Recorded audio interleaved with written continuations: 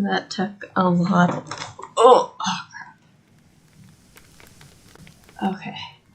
Sorry, that took longer than expected. I spent like 45 minutes trying to get the computer to do what I needed it to do. And then I just spent another like 10 minutes trying to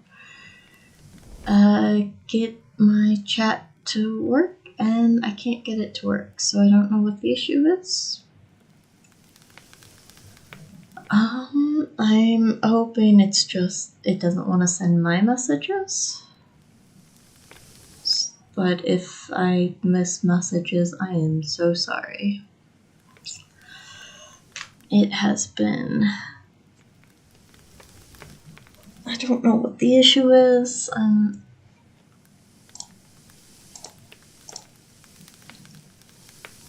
Like, it's... Maybe it's just my message? Yeah.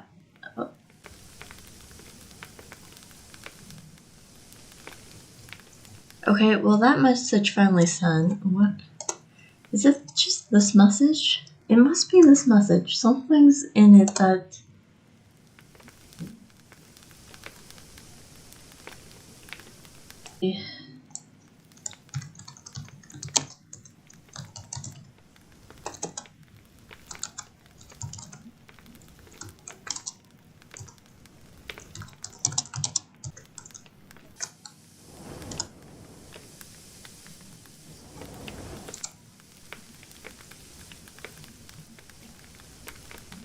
Is that gonna go through?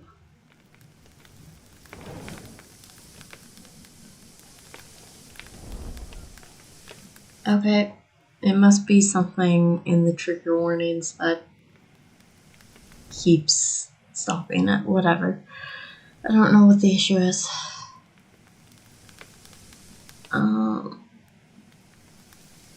What else? Oh, sorry for the random hiatus. I was not expecting it. But my roommate is so loud, I just can't stream with them here. Won't be an issue for in another weekish, something like that, and they're moving soon. So probably like 2 weeks. So I probably will have to skip again next week. I don't know. We'll see. That's why I'm streaming today instead of yesterday.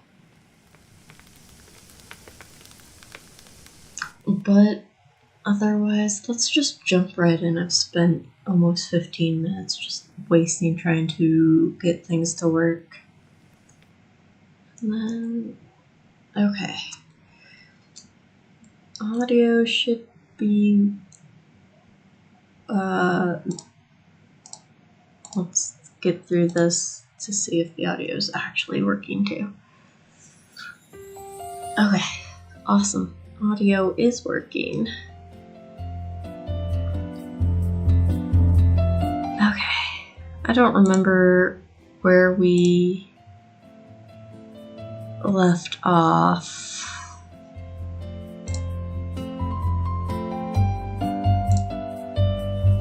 Oh, I have mail. I was like, why don't I have any new mail? Okay.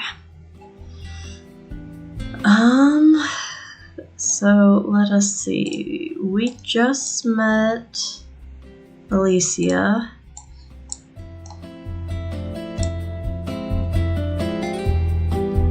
The last stream. And what is going on with the captain? I don't remember.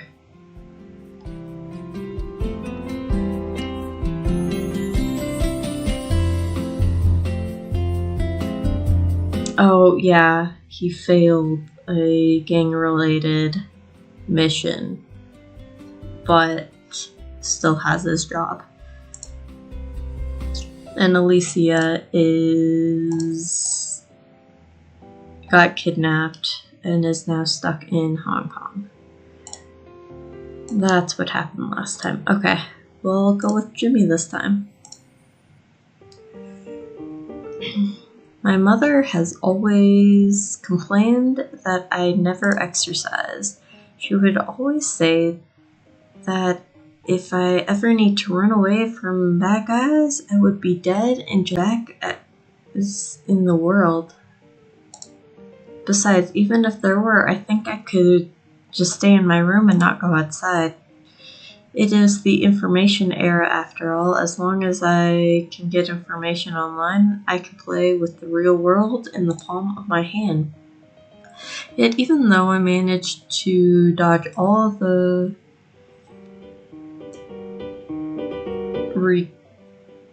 recruiting activities for the school sports meet, my roommate had totally ruined my perfect plan.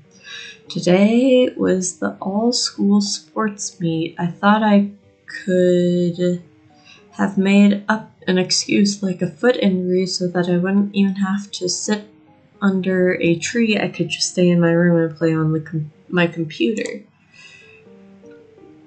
But Rocky had signed me up for the 400 relay under the scorching sun.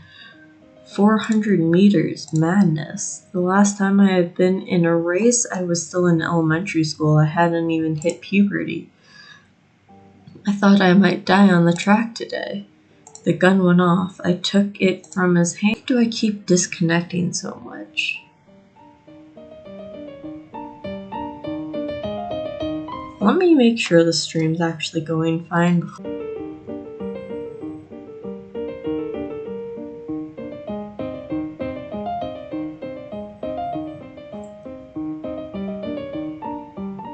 Okay, I hear the music just fine.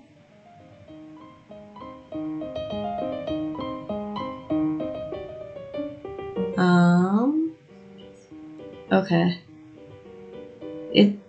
It doesn't seem too far behind, so it being just a tiny bit?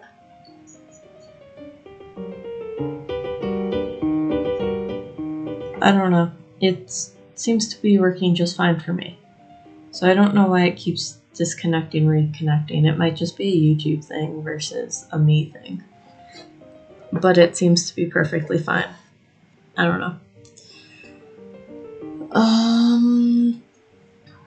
I never knew that Ricky was so fast. Our team was actually in first place during his third leg run. Still, why was I the final leg? What were people thinking? There was nothing else I could do but run with my life depended on it.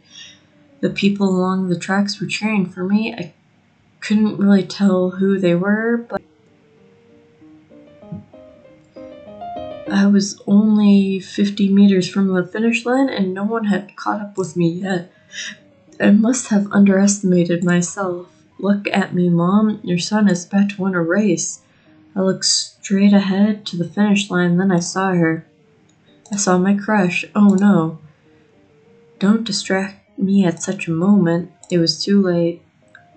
I had only lost my focus for 1 second and tripped on the tip of my entire body left the ground and then my face smashed into the ground. By the time I got back up, the other teams all ran past the finish line. Oh no, Jimmy.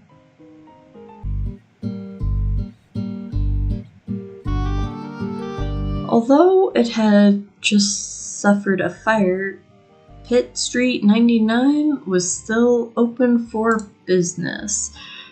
It was a small and old building. The walls were covered with flyers and graffiti. I walked through the main gate and saw a narrow staircase. There was also a small desk at the bottom of it. A man with spiky hair was sitting behind the desk with his legs crossed.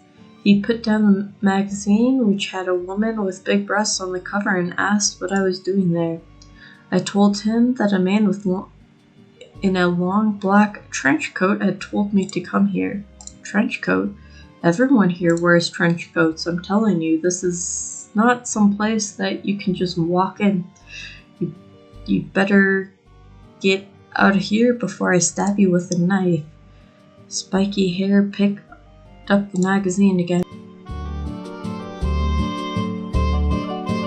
I tried to recall what the guy looked like. White shirt, red, gray vest, short black hair that was combed back. He also had a big guy in a black suit with a scarred face by his side. A scarred face, Mr. Tough? Hold on. Does the guy you're talking about have his right hand? Spiky hair put down his magazine and his legs leaned towards me and asked quietly, right hand. I couldn't remember exactly, but I did remember that he had picked up my phone with his left hand. He shouted upstairs, Mr. Curran? The guy you've been waiting for is here. I looked at the staircase with anticipation. However, the man who came down was not the one I had met. He was wearing a leather jacket and a pair of sunglasses. He had high cheekbones and he looked much older. He took me all the way to a suburb on the back of his motorcycle. Mr. Curran spoke very fluent English.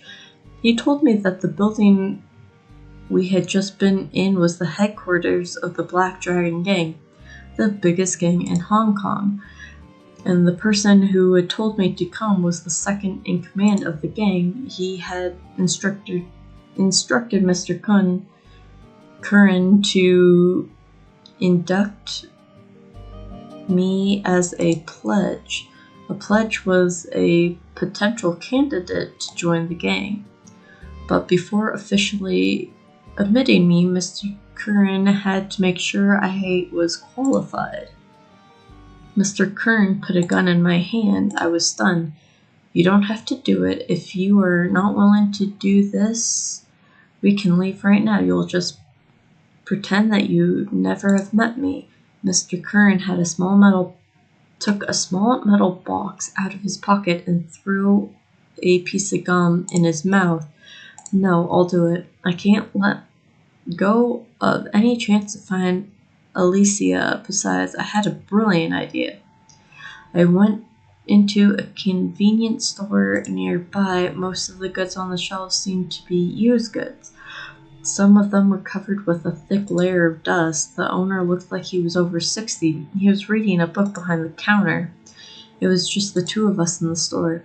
I walked up to the counter, smashed my left hand down on it, lifted the gun with my right hand, and pointed it at his head. I yelled in my meanest voice, "Give me all your money, or I'm gonna blow your head open." Then I whispered to the old man about what was going on, making sure that Mr. Curran wouldn't be able to hear me. I was so nervous, even though I had no intention of robbing him for real. I handed him what was in my hand. Please. The owner put down his book and looked at me pleadingly. We need the money here for my wife's hospital. I can't give it to you. Everything else in the shop, if you like, it's all yours, please, please. Apparently he only had heard my threat, not my whispers. Tears rolled down my face. I must have lost my mind by robbing a poor old man like this. Even if it was all fake, I never should have done this. I handed the gun to the owner and loudly told him why I was here and what I've been through. To my utter surprise, after hearing my story, the owner offered to help me ask about my sister and even asked if I would be willing to stay here and help out in the store. He said I was welcome to stay as long as I didn't mind the little wage he could afford. I gave the old man a huge hug. Outside the store, Mr. Curran had already left. I would never see him again. I started working at the store while looking for information about Alicia. Days went by, but I still hadn't heard anything. Lord, what should I do to find my sister? Should I have joined the gang instead?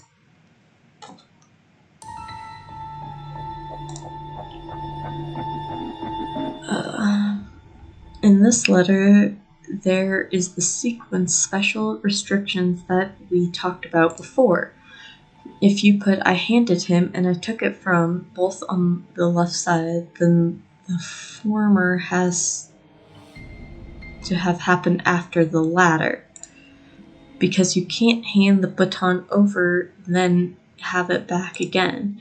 Furthermore, if you put the gun went off piece on the left side too, it has to happen before the match begins. So, there is another sequence restriction on this piece too. All sequence restrictions are labeled by a number. The pieces with smaller numbers cannot be placed after the piece with larger numbers. Since the aforementioned restrictions only apply to the left side, there's a straight vertical line in the middle of the red diamond, and the number is marked on the left side of the line. Oh boy, I'm completely lost. Haha, that's not all. You will get used to all of these red signs eventually. Okay, then I'll try my best to remember them.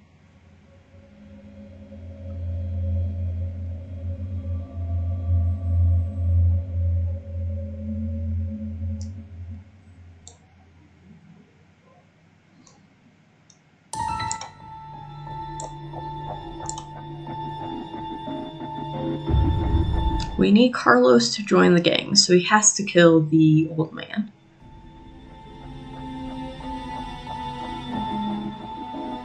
And I think, yeah, we'll try this.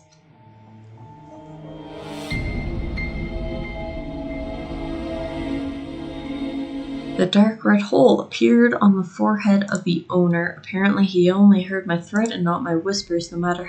The old man could not get my hints. Just when I was about to give up, the gun went off by accident. There was blood everywhere. I ran out of the store, completely forgot about Mr. Curran, and began running back the way we came from. Mr. Curran never tried to catch me. A few people on the street gave me strange looks. They must have thought I was a madman. I wasn't mad. I was guilty. I was guilty of killing someone. I had to confess. I must confess. Before sunset, I was sitting in the police station. There were blisters on both my feet. Lord, I have to confess. Please forgive me. I finally handed the baton off to the next leg. If I had to take one more step, I was going to throw up blood and die right here, right then. Our team was in second place. It was all up to Ricky now. Rocky. Rocky soon finished the first 200 meters, but something bad today. In the end, not only did Rocky fail to pass Class 2, he was eventually passed by Class 4, 10 meters away from the finish line. Sigh, that sucks. Although...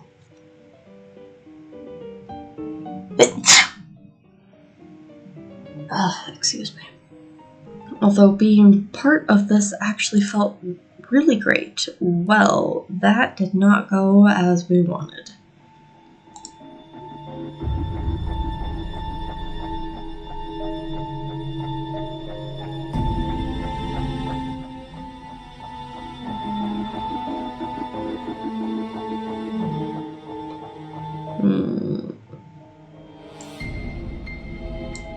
What if we did...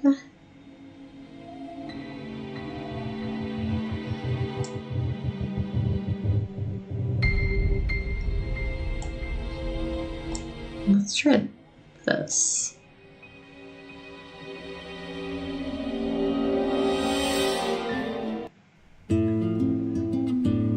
The owner was so frightened that he was shaking. He immediately took the few large bills out of the drawer and handed them to me. Apparently, he only heard my looking upon a 60-year-old man with an ailing wife at home, crying and begging me to spare his life. I could barely hold the tears in myself.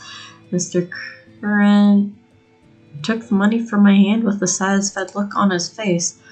I was then admitted into the Black Dragon gang. A few days later in the evening, I took a motorcycle from someone else in the group and came back to the store. I stuffed all the money I had borrowed from the past few days under the rolling door of the store. Sorry, and thank you, Mr. Owner.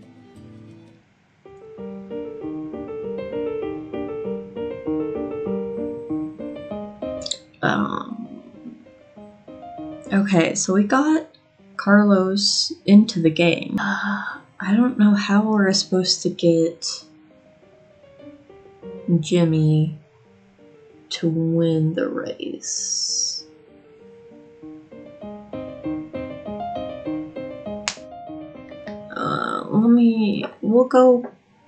We're done for right now. Give me a sec. Okay. So it looks like we can. We have no new...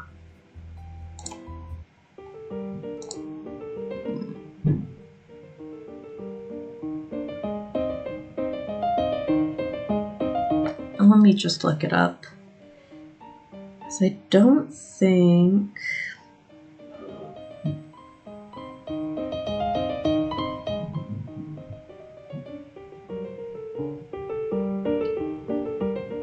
Okay.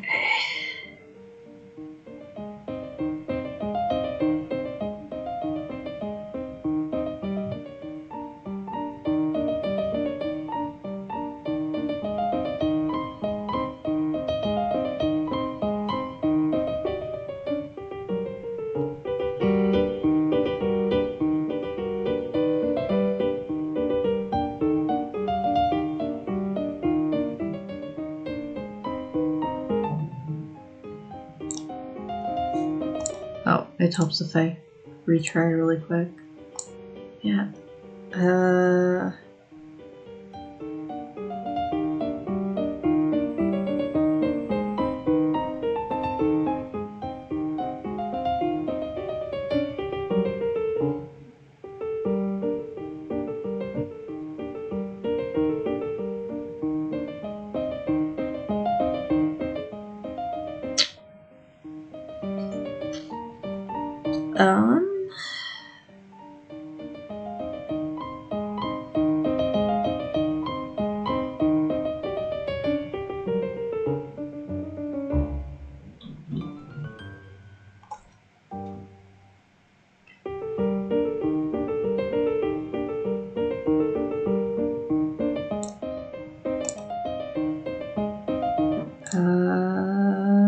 No.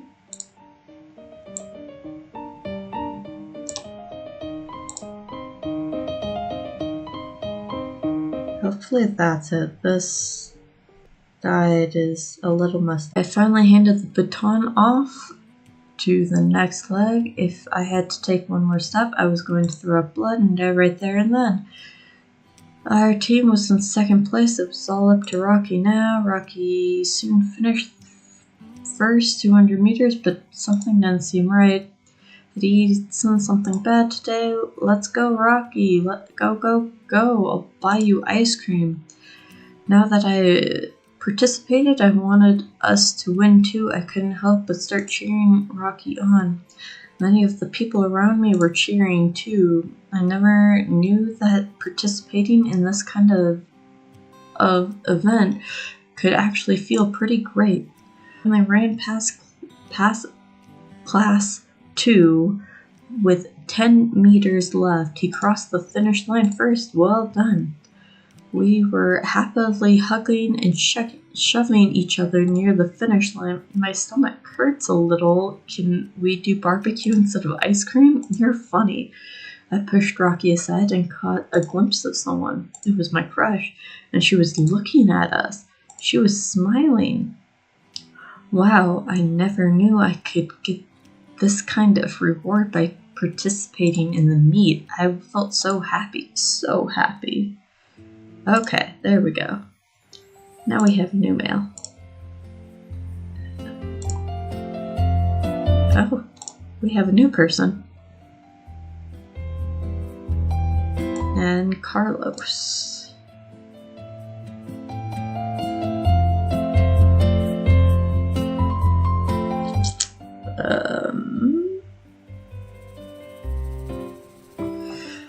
Well, let's read Carlos's first. Because I think the new person's gonna be a little boy.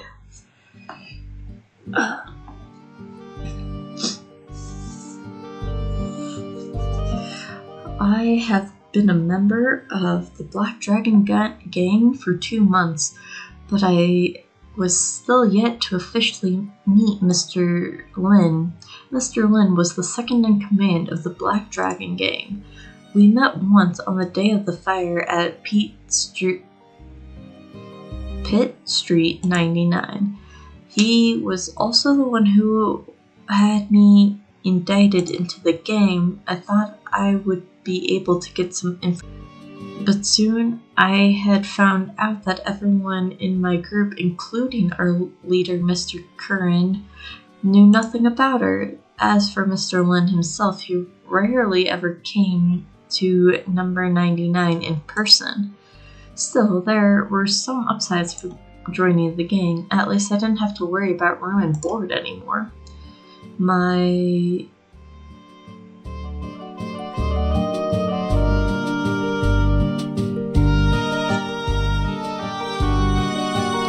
cantoncia was also improving a lot. Besides, not everyone in the gang was as scary as one would expect of a gang member.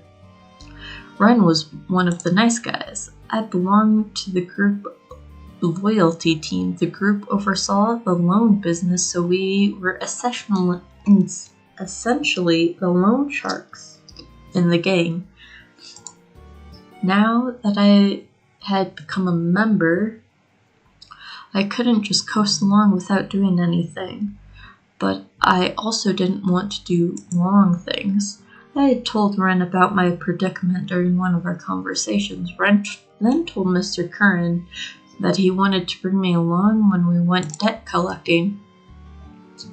Every time we went, Ren would whisk the kids of the family away first. Then I would tear apart their old clothes, spill some chicken blood on them, and mail the clothes to the debtors. Once we were sure that the debtors have received the bloody clothes, Ren would then make a phone call. Hey, you got the package, right? I'll give you 3 days. If you still don't have our money, you will be getting more than just clothes next time. He sounded like Uncle Juan, the big butcher at the street corner with a violent attitude. The afro on his head would bounce 3. Hello. Oh, the game's been fine. We haven't done much. Carlos just joined the gang, and then Jimmy was forced to participate in a 400-meter race. And that's pretty much all we've done so far.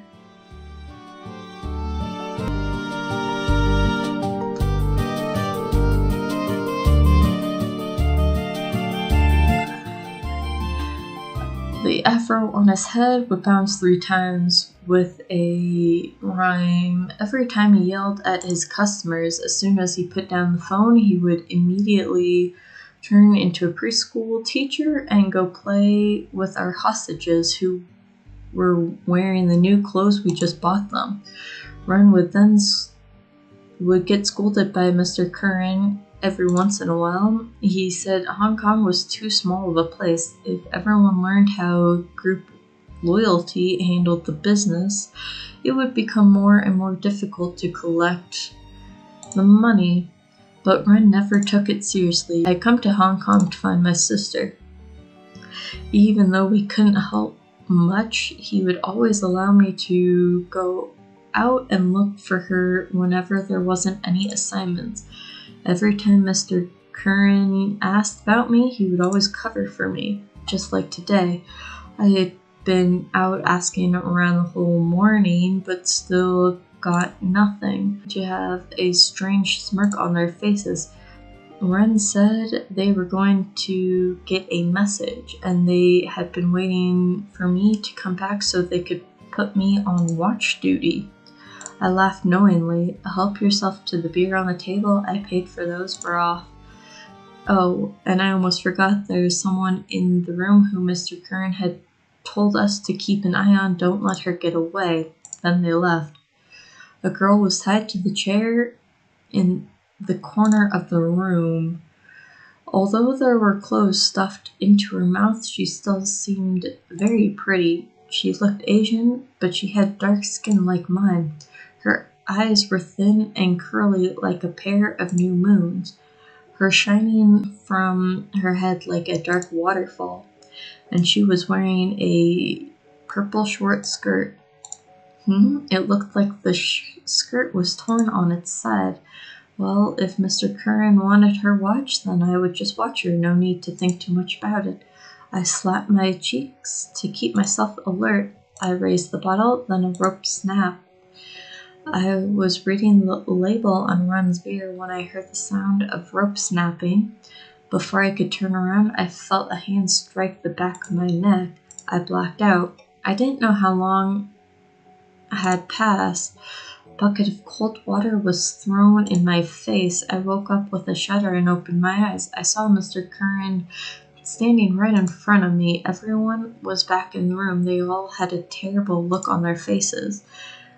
I looked to the corner again, and the chair was still there, and there were 2 halves of rope on the floor. The girl was gone. Oh crap, I had made a terrible mistake. Ren tossed the knife over to me and looked away. I had not been in the group for long, but I knew the rules. If I wanted to stay, I had to do this. I bit my lip hard and cut off my left pinky finger. Half of the bloody finger dropped to the floor. The blood was still gushing out. It hurt.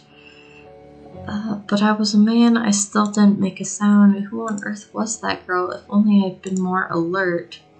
Why did he cut off his own pinky finger? It's a ritual in the mafia and some gangs. If you might even make their new members cut it off before officially joining. Wow, that's so scary.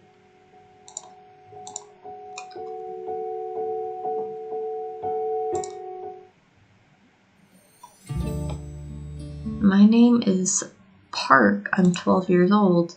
I live in Korea. My home was on a hill. There were a lot of similar old houses on that hill.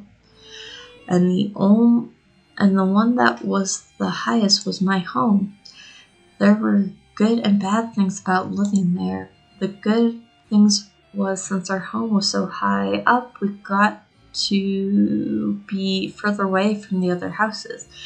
And so we had a big yard. However, I had to climb the stairs for over half an hour every day just to go and buy my dad a bottle of vodka at the convenience store at the bottom of the hill. If I didn't go, my dad would get angry. He would beat me with his belt, my mom too. I never understood why he would do that. I just wished that we could figure it out. Maybe mom wouldn't have to get beaten anymore. Dad was a road construction and maintenance worker. He used to come back home with mud all over his clothes, but for the past 2 months he always comes home clean. Sometimes he would bring back some money and give it to mom. Other times though, he would take some money out of the pot where we kept our food money. Mom would always work very hard. She had to wash a lot of clothes and sheets during the day for other people. She said she was getting paid for washing them. I really want to tell mom, but I was too short. I couldn't even reach the pole where she hung the clothes and sheets to dry. Alex came by today. He lived on the hill too. Alex was Russian just like mom. They both had blonde hair and blue eyes just like me. The other kids who lived nearby didn't like me at all. They always said that I looked weird. Only Sumi from the bakery would play with me. She had once told me she wanted to open a cake shop together with me. But I didn't like cakes. There was an ant's nest in our yard.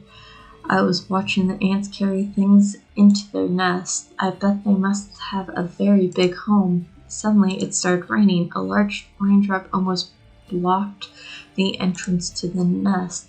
I went back inside to get an umbrella and then came back and covered the nest. Mom and Alex were taking the sheets back inside. Then Dad came home. He was Korean.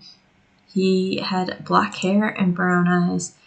He was back earlier than usual today. He saw Alex there and kicked the umbrella away. Alex left. Mom went into the house with Dad. I followed them inside as well. You slutty. Dad slapped Mom on the face and pushed her to the floor. He took a rope out of the cabinet. The rope was wrapped around her neck and choked her. 5 minutes later, I grabbed onto Dad's arm with my whole body, but I couldn't stop him. He was too strong for me. Dad kicked me in the stomach and shoved me off of him. I fell and crashed into the corner of the room. Bastard. Dad called me that word a lot. I used to ask Mom what it meant. She told me that it just meant bad child. Dad finally let go. Mom collapsed onto the floor, but she didn't get back up. It was as if she had fallen asleep. I tried shaking her awake. I tried as hard as I could and shouted as loud as I could. She would not wake up. I heard the door open behind me. I turned round. Dad had run out. I didn't know where he was going. I held onto Mom's arm and cried. Why? I had always been a good child. God, please let Mom wake up. I promise I will be even better child. I promise I will never be a bastard ever again.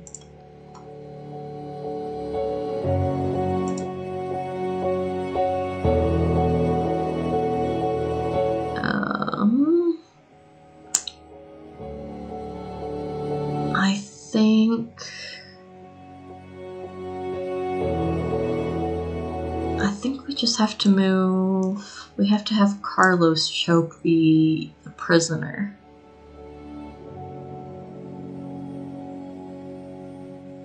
I think so.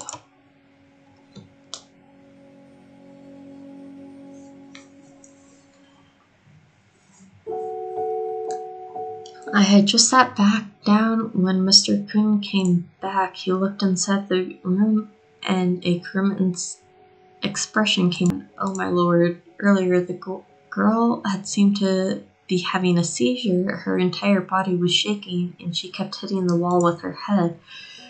I was afraid she would hurt herself too much, so I adjusted the rope on her. But I didn't realize that the rope had become tighter and tighter while she was struggling and that she almost couldn't breathe. Thank God Mr. Curran had come back earlier and noticed that, otherwise I would have made an unfortunate mistake. Rin tossed the knife over to me and looked away. Well, that did not go the way we wanted. The rope fell out of Dad's hands. He was about to pick it up when the doorbell rang. Dad went into the yard. It sounded like Alex had brought some people over to intervene. He had once tried to do it himself, but he was badly beaten by Dad and kicked out. He never dared to come back on his own since. When Dad returned from the door, he seemed to have forgotten what was going on. He just gave me a kick when he walked past me and went straight to bed. Mom sat on the ground and cried. I climbed over into her arms, just like I always did. Every time Dad lost his temper, we would huddle together like this. It was the only way we could make ourselves feel better. We were lucky enough to get through it this time, but what about next time? How long did we have to keep living like this? I hated to be scared all the time. I wished I never had a dad like him. Well, that did not go well.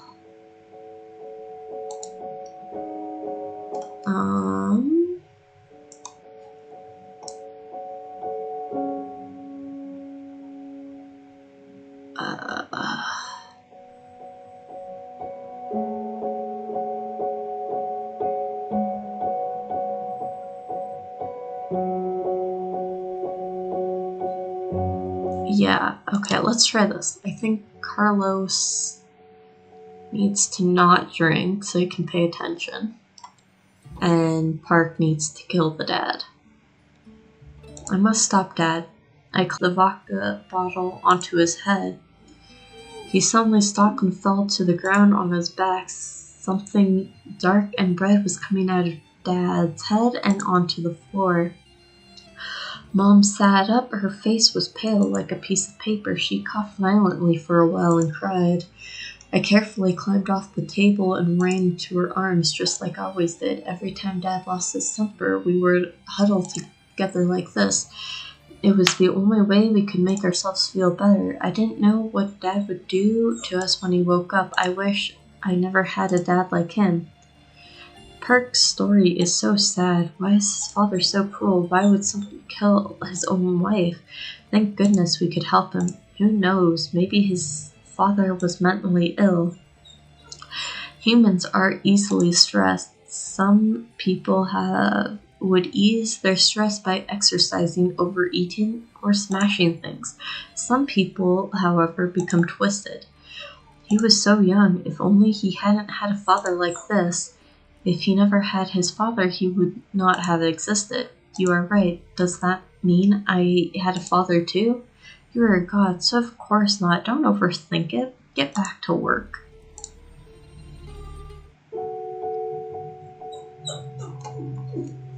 Give me a sec.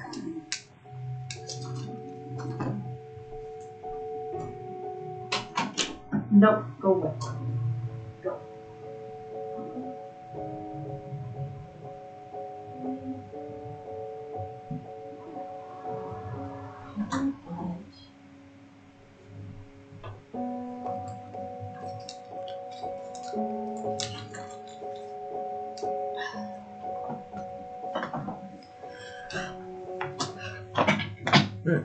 Okay.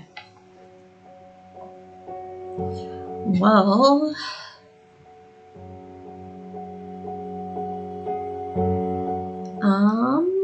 let's see if we choke her and then the rope snaps so she doesn't die. That might be the answer.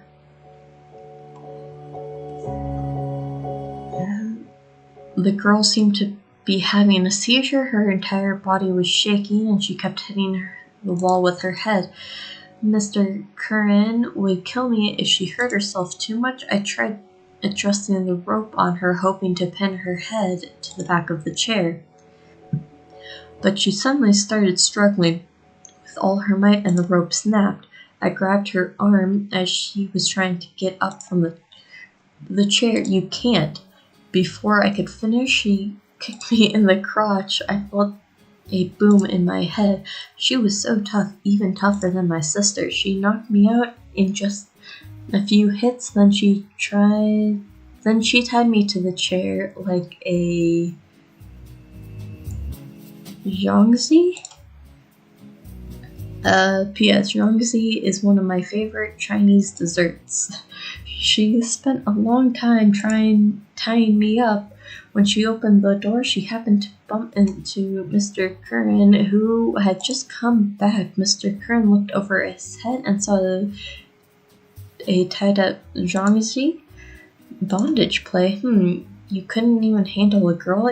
You used this piece of... As a reward, Mr. Curran gave me a punch to the face. I could see so many Mexican flags flying around my head.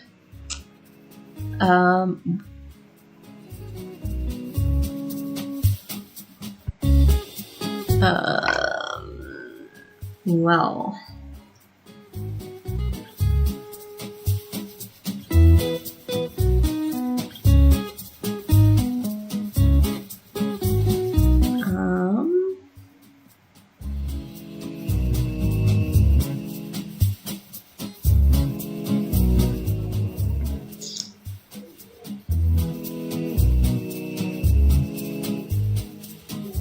Okay, so it looks... Oops, retry. So it looks like the answer is 5 minutes later, raise the bottle and the rope snapped. No, retry. Okay, that's probably it. Mr. Curran had come back. He pulled up a chair in front of the girl and sat down. He began asking her questions. The others had come back from the message as well. We were all standing next to the wall. No one dared make a sound. For Mr. Curran's questions, I learned the girl's name was Yi.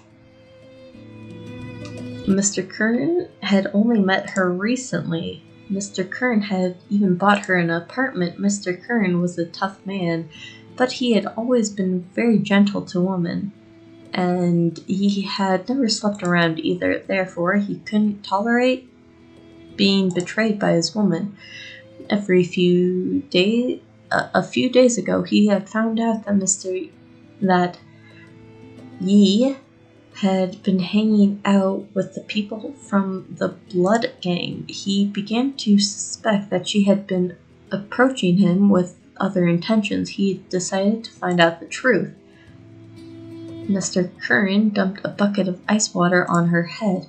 The air conditioning had been set to max power at 16 degrees Celsius. And it was blowing directly at her. Every time she would not answer a question, he would cut off some of her hair or slap her in the face. Yi was quite tough though. Her mouth had started bleeding. Almost all of her hair had been cut off, and she still hadn't spoken once. But Mr. Curran was tougher. He sent Ren to fetch him a bottle of white flower oil. He twisted off the cap. It is. This, like I said, this game does get very graphic.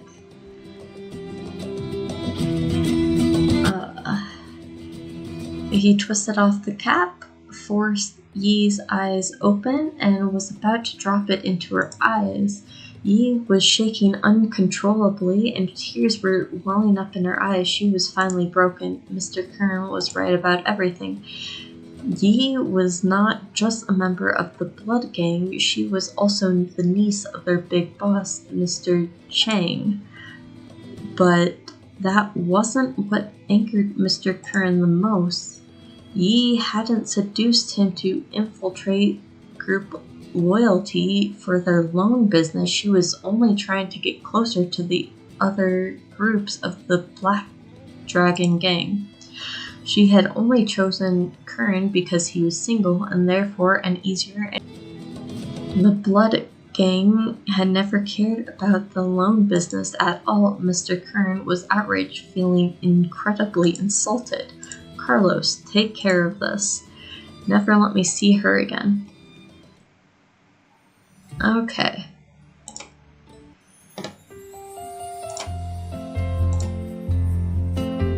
Oh, we have another new character.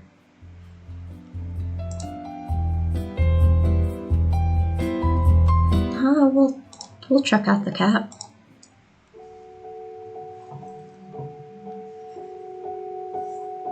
I was a stray kitten.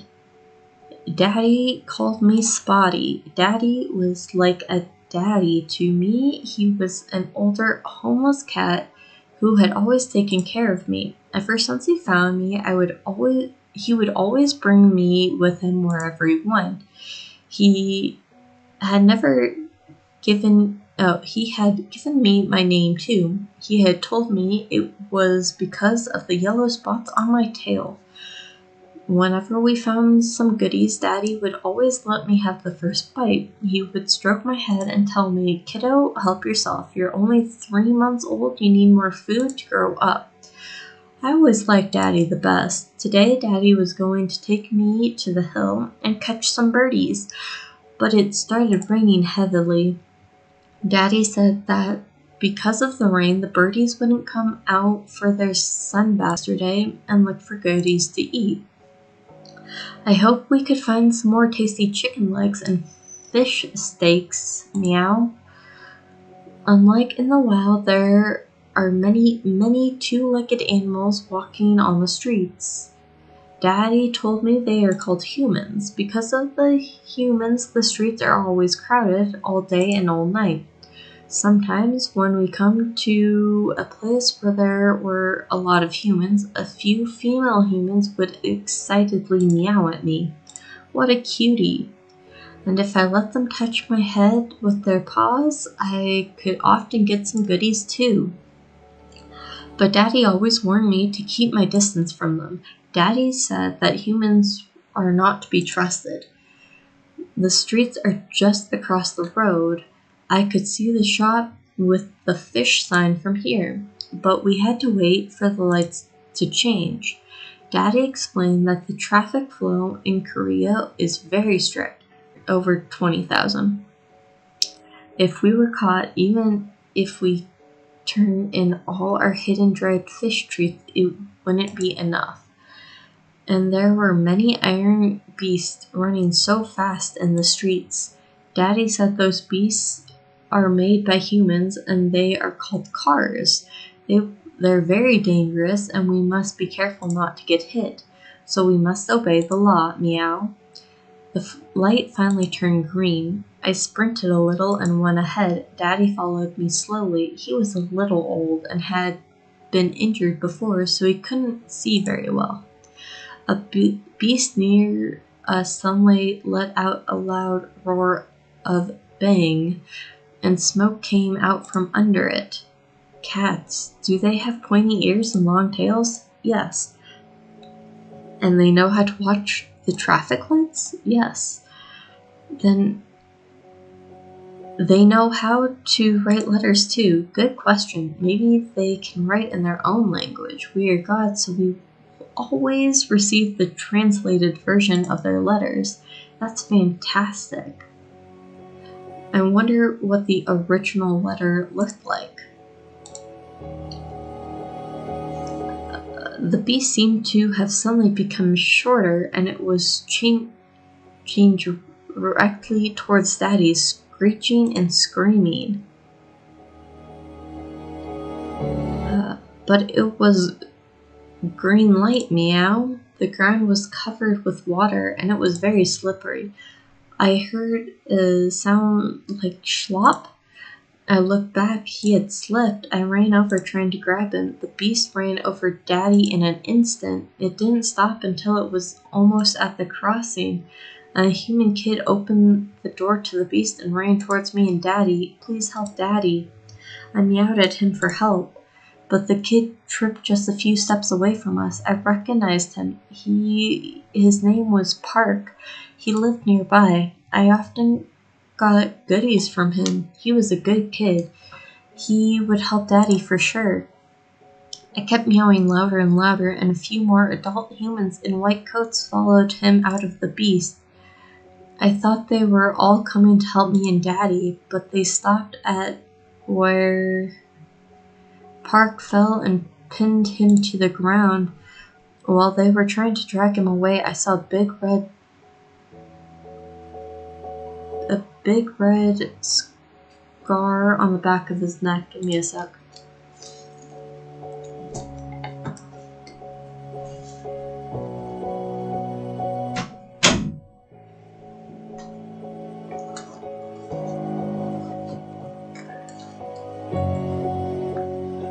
I had seen people in his home beat him. I didn't know he had been hurt so badly.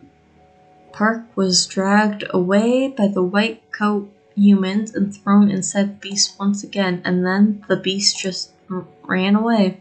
The whole time nobody even heard me meowing for help.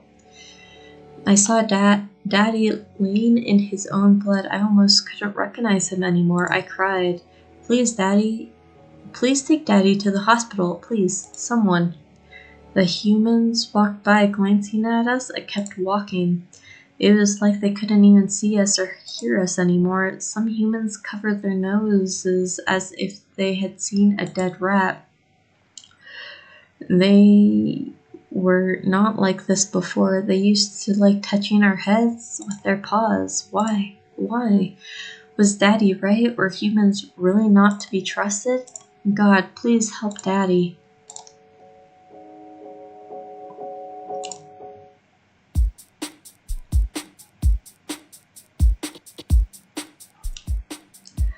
I thought the lieutenant would command me for resolving...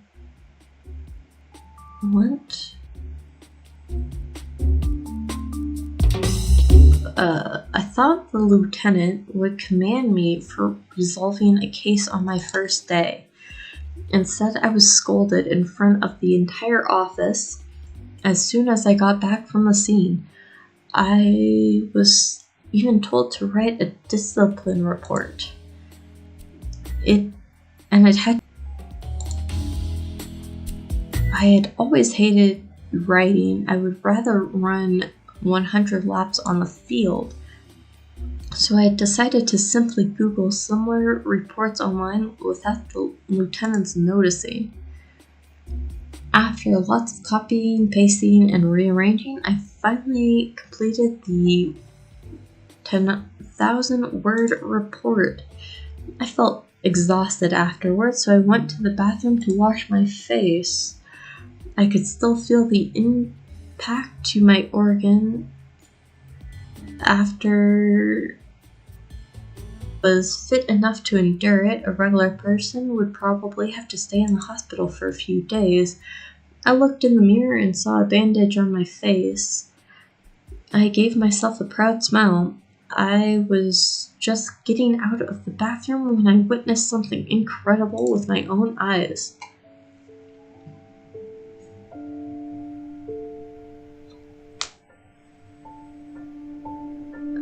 Oh no, to what? To Spotty's story, or having to write a giant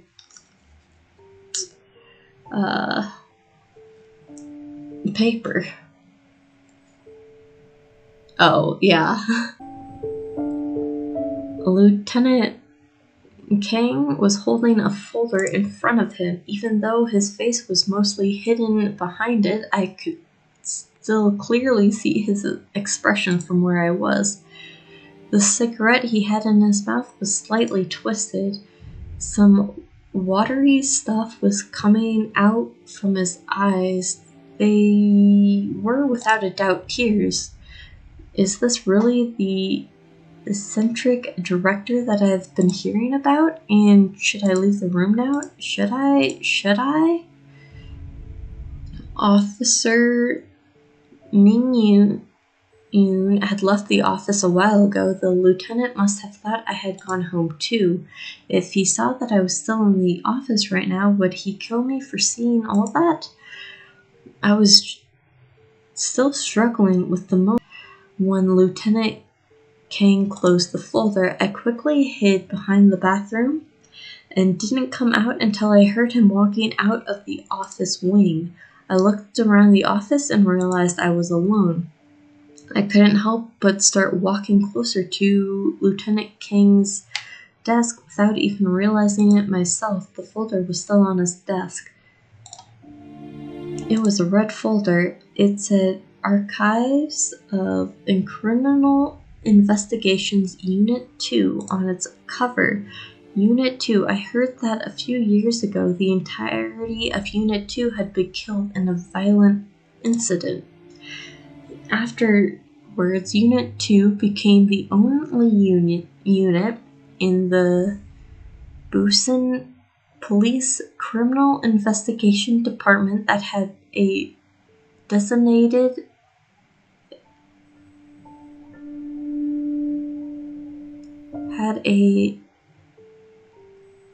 designation but no members. Some people call it a ghost unit. Due to the severity of the case, no one in the station would talk about it, especially the older officers who had been at the precinct and care so much about Unit 2. Had he lost some colleagues during the incident? Wait, why did I care? It had nothing to do with me. I should mind my own business. I went back to my Then I typed the title, Unit Transfer Request. But I couldn't think of another word afterwards. My brain was totally blank. It must have been worn out after writing the damned report today. I was I was straining my brain to figure out what to say next when a big hand slapped my shoulder. Yo, the new guy at Unit 4 is working hard. I wish my people would be half as diligent as you. The voice sounded as loud and powerful as a booming bullhorn. I almost jumped out of my skin when I suddenly heard it behind my back. I turned around. It was Lieutenant Kim of Unit 3. I stood up from the chair quickly and gave him a salute. He waved his hand. Young man, no need to be so formal. Go take a bath and rest in the spa. Don't work too hard. I checked the time. I didn't realize it was almost 11 p.m. The spa room inside the precinct was even bigger than my apartment. It was incredibly clean. It would be incredible to finish the day with a hot bath. I breathed in the steam, looked forward to a relaxing evening. Then I took off my clothes and stuffed them inside a locker. I closed the locker door and turned around. Lieutenant King was right there. He just got undressed. He was in great shape with lean muscles all over his body. I didn't want to admit it. At me, Lieutenant King was actually a rather handsome man, despite being a little disheveled. I used to hear rumors that despite his particular personality, he was still able to keep his position. Female police officers in the criminal investigation unit. I guess that made sense. I had already witnessed the female officers from other units smiling at the lieutenant in the hallway quite a few times on my first day alone. Why didn't anyone smile at me? Speaking of which, not only was Unit 4, if only we had an awesome female officer in the unit as well. I hadn't talked to Lieutenant King after he yelled at me that afternoon. Yet now we were standing in front of each other, completely naked. It was not awkward at all. We got in and out of the hot tub after a spa session that seemed to last forever. Then we went back to the locker room. We put on our clothes and we were about to leave. We never said a word to each other the whole time. Sigh, I was hoping I could relieve some of the tension between us. May I write a letter to him? Why? I want to ask for pictures of his boss next time. I suppose I was too naive. A piece of soap appeared out of nowhere and stopped near us. He reached out. I was taking my clothes out of my locker when I heard a noise. I turned around and saw what just had happened. My eyes involuntarily looked down. I looked back at myself, and then I looked at the lieutenant again. This time our eyes met. I could see something menacing in his eyes. Oh my god, I didn't do it on purpose, and I didn't see anything. Okay, fine. Actually, I did see something, but I really didn't mean to. I was so screwed. Even if my request to transfer was approved, I wouldn't be able to get out tomorrow. Maybe tonight, the lieutenant would kill me. Please, Buddha, please tell me what I should do. What exactly did he see? I had no idea. Okay.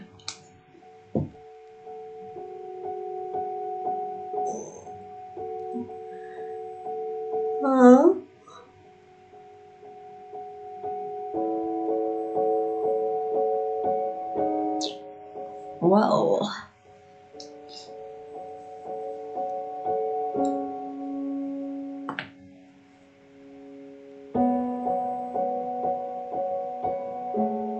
I think so. Let's have, I guess, the lieutenant slip. And then have Daddy reach out. Let's try that.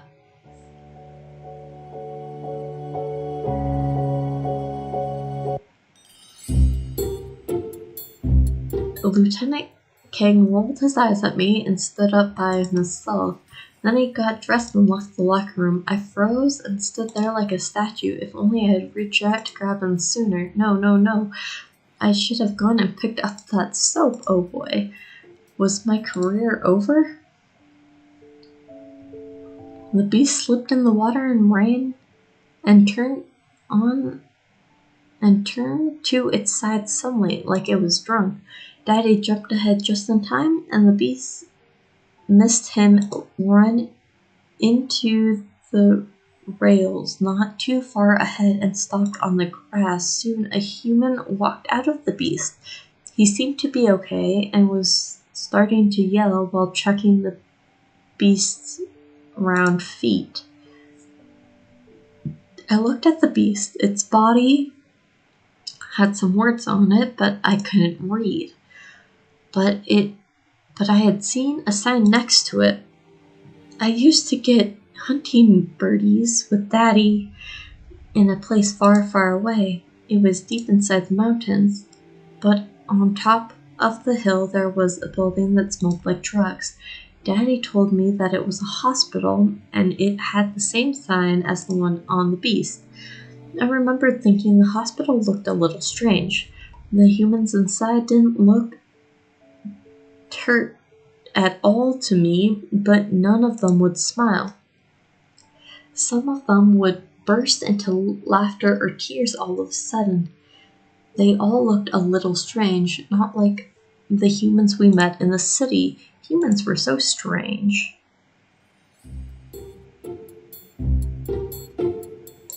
Okay.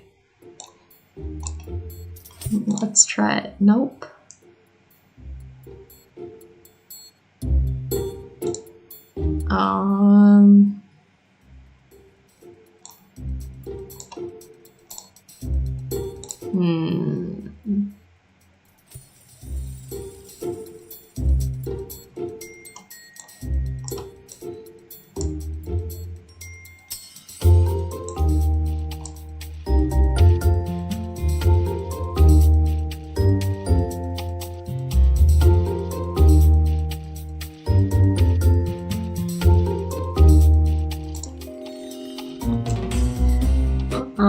I have absolutely no idea what the answer is to this.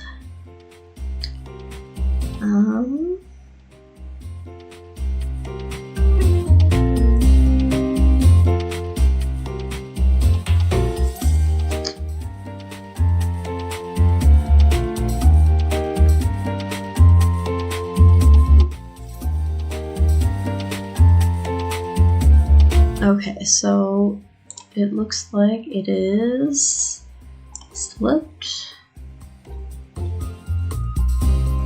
Ground was covered in water.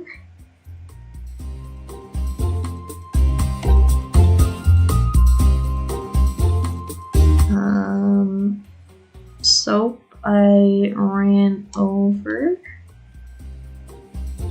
and he reached out. Okay.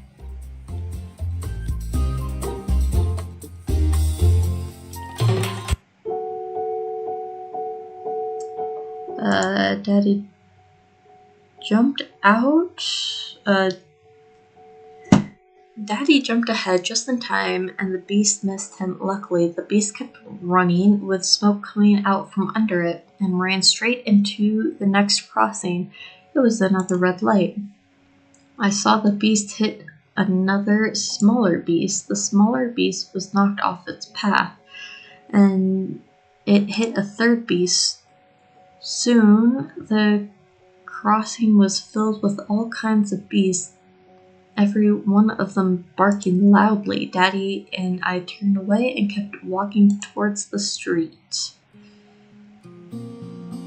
I grabbed Lieutenant King and tried to pull him up, but I slipped and fell too. We had to go back to the hot tub and take another bath to clean ourselves. The water was still very warm, but I was already used to the temperature after the first time. Lieutenant King wrapped his towel around his neck again. He didn't close his eyes this time, though. He seemed to be staring blankly ahead. It was only the two of us in the spa room. It was so quiet again. Nothing else was in the air except the steam from the water and the awkwardness. Maybe it was my imagination, but Lieutenant Kang almost looked like a normal, accessible person for a while. I was almost going to ask him something, but eventually I decided to let it go. It was already after work, maybe I shouldn't talk about it.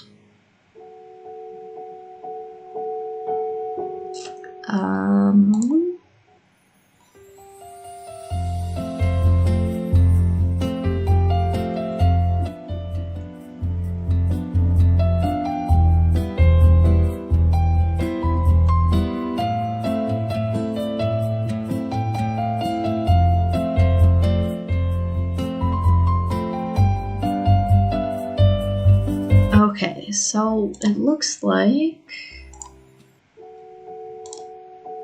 I need soap here. And that should give me the S ending for both of them.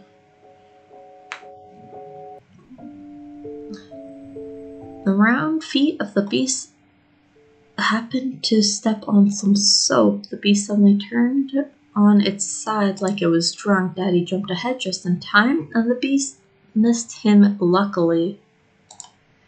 But the beast had run into the rail not too far ahead and finally stopped on the grass. Soon a human walked out of the beast. He seemed to be okay and just started yelling while checking the beast's round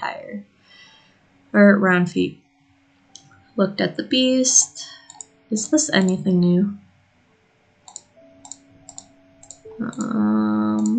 Does not look like it.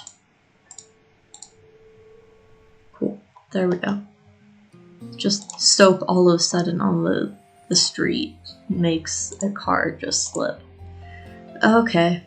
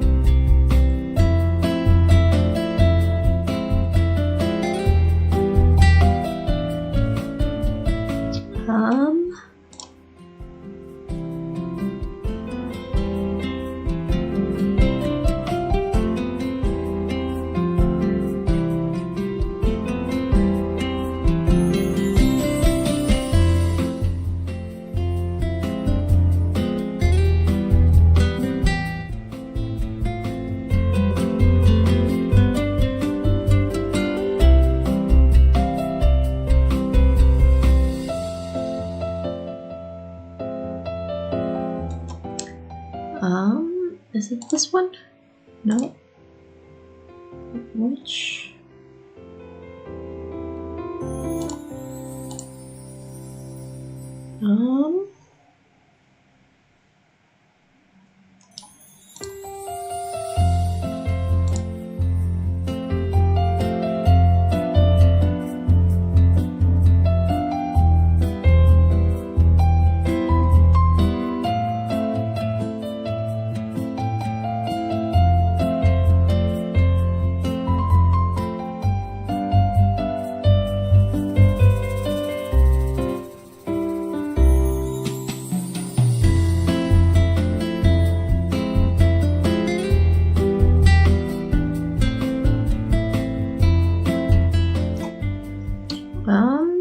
Okay.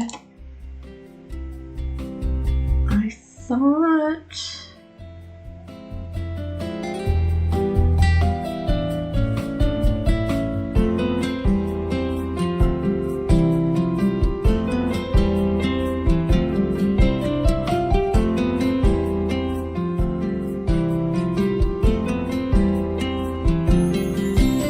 Maybe there's not another side ending for Chang. Oh well. I think we're gonna call it here though.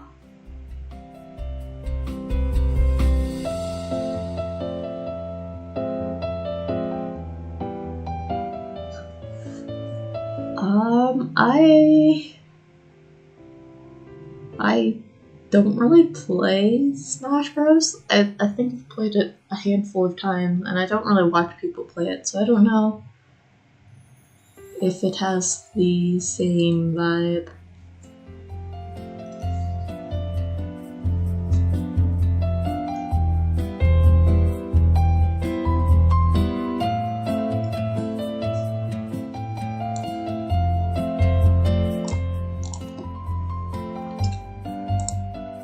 But I think we're gonna call it here and save Alicia's second story for next time.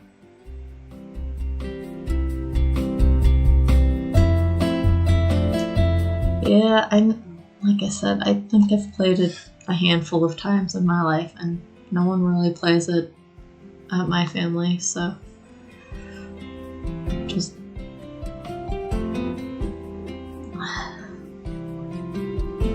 but if it sounds like it to you, that's great. It's always nice to listen to things that have childhood memories connected to it.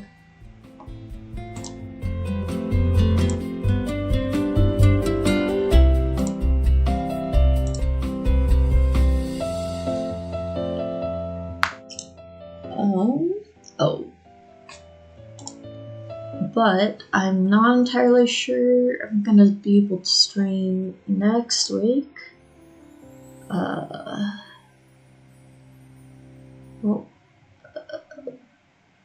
said it at the beginning of stream, but my roommate's so loud, so that's why I can't stream normally when he's here. But they're moving soon.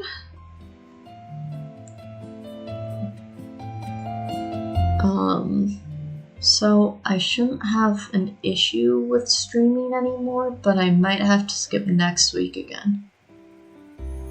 Just matters on the exact day they are moving out. But if anything, I should be streaming on the 19th.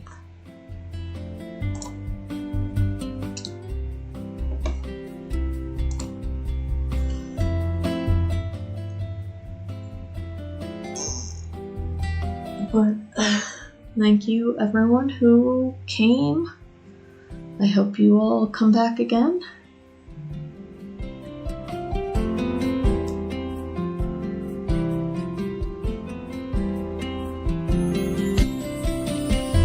Yeah, I'm excited to see how this keeps going. We're getting into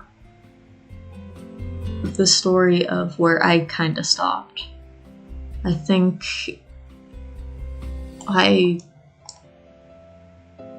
the next two of Alicia story is kind of the end of where I stopped, so everything after that's gonna be new to me.